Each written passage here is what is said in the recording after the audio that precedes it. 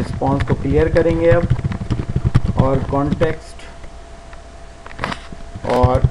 नहीं बल्कि माई details object के अंदर हमने एक मेथड बनाया था क्रिएट एक्सएमएल का। उसमें एक मेथड है सेव का। सेव का मेथड हमने कहीं डिफाइन नहीं किया है, लेकिन सेव का मेथड चूँकि क्रिएट एक्सएमएल का जो मेथड है उसकी रिटर्न टाइप एक्स डॉक्यूमेंट है, और एक्स डॉक्यूमेंट के अंदर ये सेव का मेथड मौजूद है जो कि बेसिकली एक्सएमएल को सेव करता है कहीं भी। आप चाहें तो रिस्पॉन्स में सेव कर सकते हैं या तो किसी फाइल में सेव कर सकते हैं। तो हम इस मेथड को यूज़ कर रहे हैं जो कि हमने नहीं बनाया, ये एक्स डॉक्यूमेंट क्लास के अंदर मौजूद है। और सेव हमने कहाँ करना है, कॉन्टेक्स्ट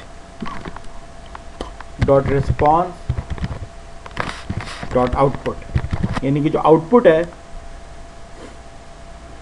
उसमें हमने सेव करना है। सही है। तीसरा काम हमारा ये होगा कि हमने वेब डॉट कॉन्फिग में जाना है और इस हैंडलर को मैप करना है। तो हैंडलर में आ जाएं, सॉरी मैंने गलत बोल दिया, हैंडलर नहीं, मॉड्यूल को मैप करना है। तो यहाँ पे आप करें ऐड नेम, इसको मैं कर देता हूँ इन्फॉर्मेशन मॉड्यूल, और इसकी टाइप है हमारी क्लास 1।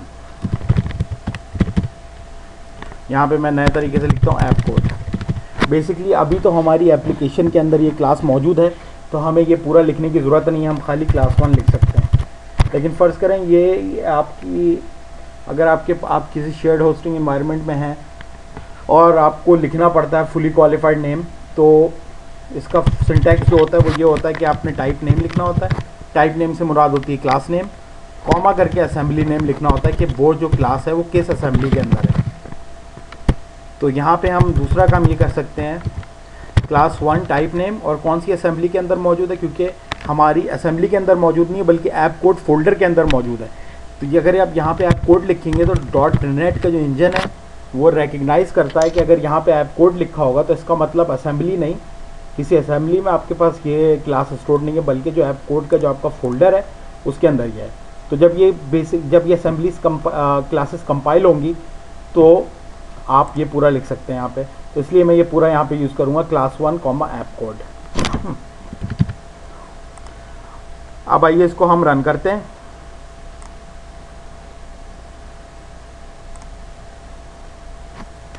अच्छा ये आ गया। अब यहाँ पे मैं लिखता हूँ information/raw।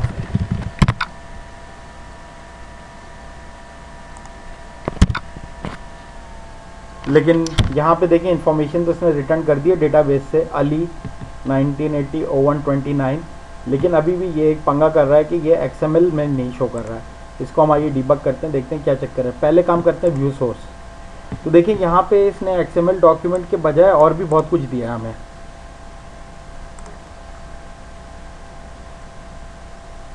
ये पूरा डिफ़ॉल्ट का डॉक्यूमेंट है जो आप देख रहे हैं, और उसके ऊपर इसने बिगिन रिक्वेस्ट में ये वाली जो हमने XML जो बनाई थी अपनी क्रिएट XML मेथड में, वो उसने अपेंड कर दी है। लेकिन आप ये नीचे का डॉक्यूमेंट देखें, ये पूरा वो कोड है जो कि default.aspx में मौजूद है। सही है।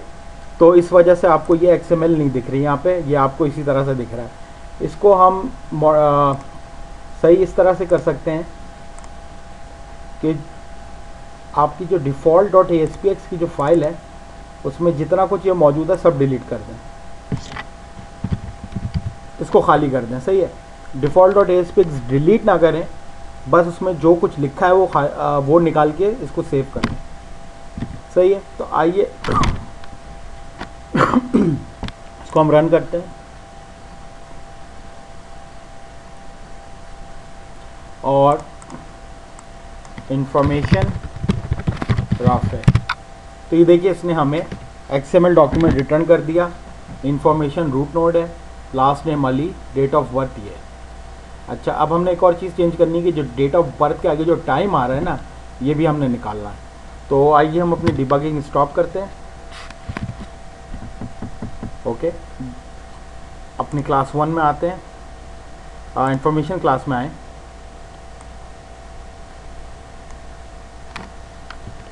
और जहाँ पे हम ये ऐड कर रहे हैं डेट ऑफ बर्थ, यहाँ पे हम थोड़ी चेंज करेंगे। मैं आपको पहले ये बता दूं कि ये हमारे डेटाबेस में डेट ऑफ बर्थ में कहीं भी टाइम मौजूद नहीं है, लेकिन इंटरनली जब भी डेट स्टोर होती है तो वो डेट टाइम में होती है, क्योंकि वो एक पर्टिकुलर टाइम है 1900 सम ईयर का, जहाँ से ये नंबर ऑफ टिक्स काउंट करता है और फिर ये डेट हमारी रिट्रीव करता है कैलकुलेशन के तहत। सही है। इसको आप MSDN पे पढ़ सकते हैं। इसको थोड़ा मतलब समझाना थोड़ा मुश्किल हो रहा है यहाँ पे। बेसिकली जनवरी 1 और उसके आगे कोई ईयर है, आई डोंट रिमेंबर कि ईयर क्या है, लेकिन आई थिंक 1900 है जब यानी, और अगर आज की डेट 12 जनवरी 2008 है तो 1 जनवरी 1900 से लेके ये अब तक की जितनी भी टिक्स हैं काउंट करेगा और आपकी उस कैलकुलेशन के हिसाब से डेट निकालेगा। तो इस वजह से डेट और टाइम में, इवन दो हमारे पास वहाँ देखें टाइम 000 आ रहा था, यानी कि टाइम कोई नहीं आ रहा था, लेकिन जब हमने उसको आउटपुट किया तो टाइम भी वहाँ पे मौजूद था, इवन दो गलत टाइम था। तो इसको हमें चेंज करने के लिए क्या करना होगा, क्योंकि हम यहाँ पे देखें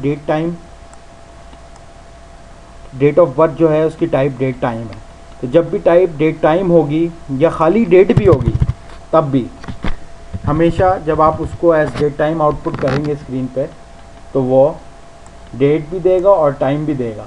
इवन दो अगर आपका टाइम गलत भी है, 00 आ रहा है या 12 मिडनाइट आ रहा है, लेकिन टाइम आउटपुट ज़रूर करेगा वो। तो इसको चेंज करने के लिए हम क्या करते हैं, डेट ऑफ बर्थ को 2 स्ट्रिंग करते हैं। ये थोड़ा बड़ा हो जाएगा, यहाँ पे मैं ऐसा करता हूँ, नया वेरिएबल बनाता हूँ ताकि आपको देखना थोड़ा आसान हो जाए। Dim convert date as string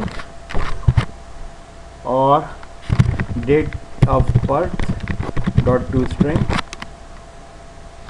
new globalisation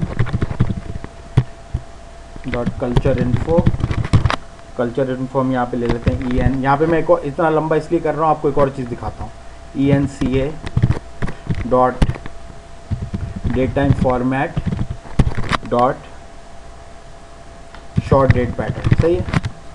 तो अब ये सही हो जाएगा और यहाँ पे डेट ऑफ बर्थ की जगह हम लिख देते हैं कन्वर्ट डेट। तो अब हमारा डॉक्यूमेंट अगर हम रन करेंगे तो ये सही आएगा। आइए इसको ज़रा चेक करते हैं, ब्राउज़र में व्यू करते हैं और यहाँ पे लिखते हैं information/राफे। तो ये देखिए डेट भी सही आ गई और डेट ऑफ बर्थ इसने दी है 29 जनवरी 1980। फर्ज करें आप चाहते हैं